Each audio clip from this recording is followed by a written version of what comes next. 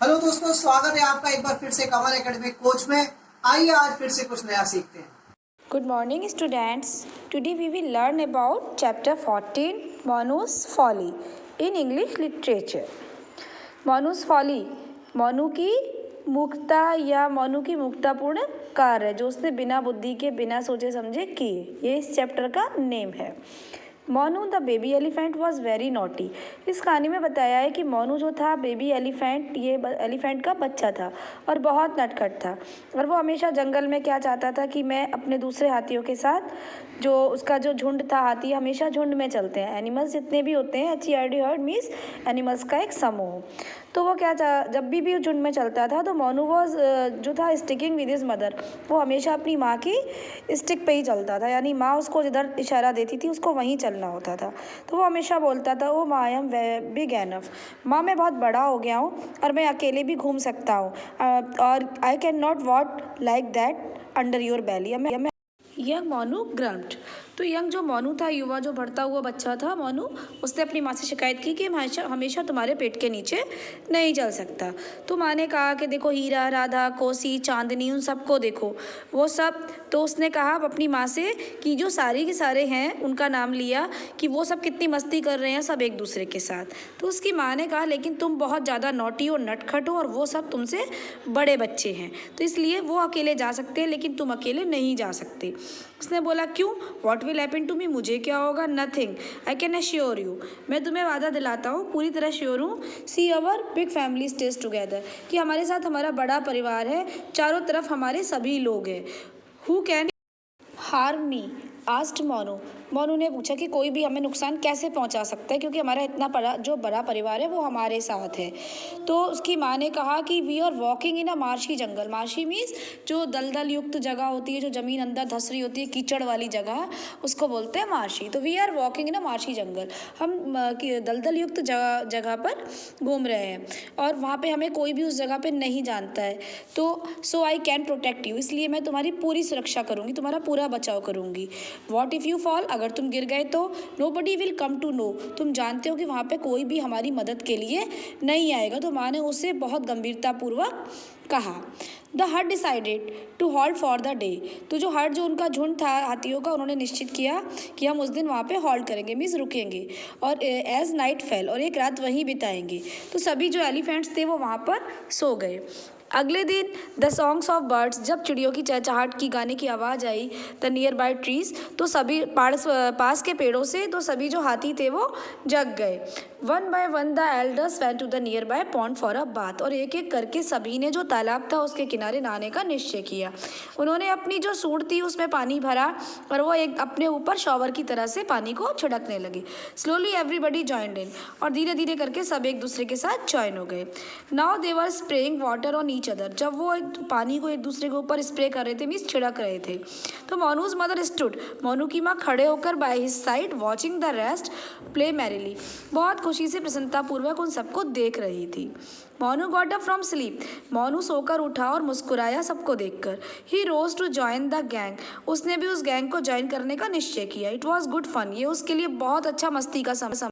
He imitated the rest and sprayed water on himself and his mother. तो उसे भी जो उसको था उसको भी अपनी बहुत अच्छे से इसमें मज़ा आ रहा था कि एक दूसरे पे पानी छिड़कना है, तो उसने भी ऐसे ही शुरू कर दिया और अपनी माँ पर भी पानी छिड़कने लगा। The herd then began to move about, अब जो झुंड था उसने शुरू किया मूव अबाउट, उधर से घूमना। The place seem to be nice, ये जगह बहुत अच्छी थी। It was full of trees and water ponds, यहाँ पे बहुत पूरा पेड़ पौधों से भरा हुआ था और पानी भी बहुत साफ था और तालाब भी बहुत अच्छे थे। The elders decided to settle in this area for some time, बड़े लोगों ने डिसाइड किया कि इस जगह पर हम लोग कुछ समय के लिए रुकते हैं। But the elders want that the place was full of marshes, लेकिन जो और बड़े लोग थे उन्होंने चेतावनी दी कि ये पूरी जगह दलदल से भरी हुई है। Children need to be careful, और यहाँ बच्चों के लिए बहुत ध्यान रखने की ज़रूरत है। They should not be left alone, हमें बच्चों को अकेला नहीं छोड़ना है। तो ये जो आज्ञा दी वो ग्रैंड पा ने दी। लुकिंग एट मोनू, मोनू को देखते हुए। Oh why can't they trust me, demanded Monu, तो मोनू ने डिमांड की कि ये मुझ पर ट्रस्ट क्यों नहीं करते हैं। माँ साइलेंट मोनू, मोनू चुप हो जाओ। You are not suppose to speak like that, he is your grandpa, वो तुम्हारे लिए, तुम उनके बारे में कुछ भी गलत नहीं कह सकते हो क्योंकि वो तुम्हारे दादाजी हैं। ही लव्स यू, वो तुमसे बहुत प्यार करते हैं और तुम्हारी केयर भी करते हैं और तुम्हारी सुरक्षा भी चाहते हैं। एक्सप्लेन हिज माँ, उसकी माँ ने एक्सप्लेन किया। I will show that them I am big and wise. तो मोनू ने बहुत अपने अभिमान में, अपनी खुद में स्वयं में मन में बुदबुदाते हुए कहा कि मैं उन्हें दिखाऊंगा कि मैं कितना बड़ा और बुद्धिमान हूँ। उसी रात मोनू सो नहीं सका। ही वॉन्टेड टू प्रूव, वो हर किसी के सामने गलत साबित होता। तो उसके दिमाग में एक आइडिया आया। अगली सुबह मोनू चुपचाप उठा और बिना किसी को बताए वो चुपचाप बनाना ट्रीज की तरफ निकल गया। ही रिमेंबर्ड द वे, उसे रास्ता याद था कि वो रास्ता सीधा है और फिर लेफ्ट जाना है, स्ट्रेट अगेन, फिर दोबारा सीधे जाना है और फिर राइट, वर द ग्रुप्स। और वो धीरे धीरे वहाँ पेड़ों की साइड में पहुँच गया। Monu stopped after talking the left turn. Monu रुका और वो लेफ्ट की तरफ मुड़ा। ही वॉज कन्फ्यूज, और वो कन्फ्यूज हो गया एंड बिट स्केयर्ड, और बहुत बुरी तरह से डर गया। लेकिन वो जब मूव कर रहा था, वहाँ घूम रहा था, तो वो थिक जंगल का रास्ता बहुत लंबा था।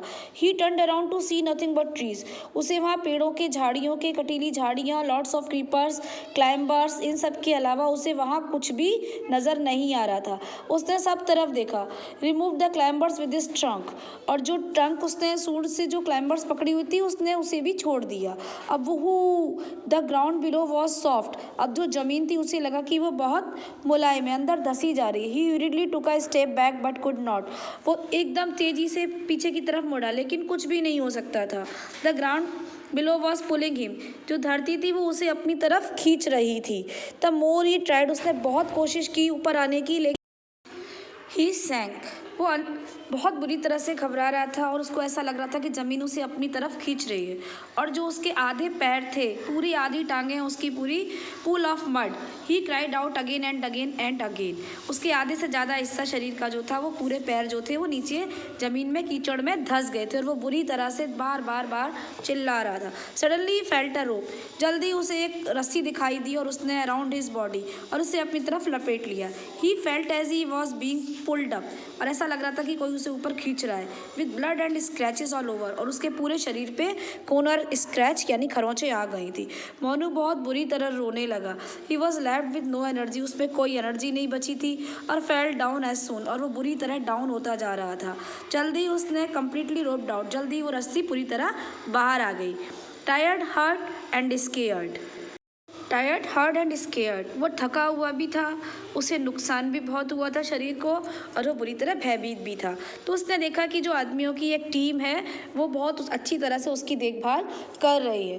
टीयर्स पावर्ड डाउन, उसकी जो आंसुओं की जो धारा थी वो कुछ कम हो गई उसके चेहरे से, और उसने रिकॉल किया, दोबारा बुलाया अपनी माँ को। तो उसने बताया कि जो बेबी एलिफेंट्स थे तो उनको हम सर्कस में ले जा रहे थे। He were feeling sorry for himself, उसने रोते हुए खुद से क्षमा मांगी। ही क्लोज्ड हिज आइज, उसने अपनी आंखों को बंद किया और दोबारा से सो गया। मोनू नहीं जानता कि वो कितने लंबे समय तक सोया होगा। ही फेल्ट हिज मदर, उसने अपनी माँ को जो दुख दिया था, लेकिन उसकी जब आँख खुली, उसने अपनी आइज़ खोली तो उसने मदर के स्पर्श से ही आँख खोली, यानी उसकी माँ उसे जगा रही थी और उसका सारा परिवार उसके सामने था।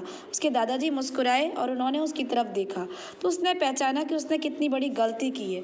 ही had been saved from drowning into the pool and quicksand, कि जल्दी ही उन लोगों ने उस पूल से उसे किस तरह से निकाला। उसे याद आए कि वो आदमी जिनको उसने कभी नहीं देखा था। Then suddenly a vehicle stopped, तभी अचानक ही एक व्हीकल आकर रुका। उसमें कुछ आदमी थे जिनके पास कैरिंग बॉक्स थे, उनके हाथों में कुछ संदूक थे। तो उन्होंने उसकी जो घायल जगह थी, जो मरहम पट्टी थी, वो उसके की एलिफेंट बेबी के। Once their work was over they move toward the vehicle, जो कि वो अपने व्हीकल में सामान लाए थे। Grandpa blew his trumpet and Monu's entire family went down on its knees to say thank you.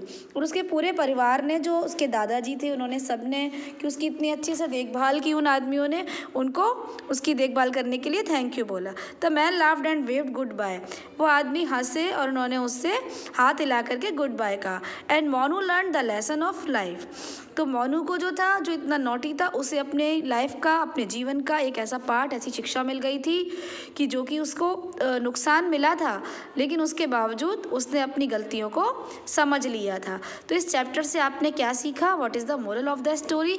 इस चैप्टर से आपने सीखा कि हमें हमेशा बड़ों का कहना मानना चाहिए, उनकी आज्ञा का पालन करना चाहिए और कभी भी किसी भी एक एकांत या अकेली निर्जन सुनसान जगह पर नहीं जाना चाहिए, हमेशा बड़ों को साथ लेकर जाना चाहिए।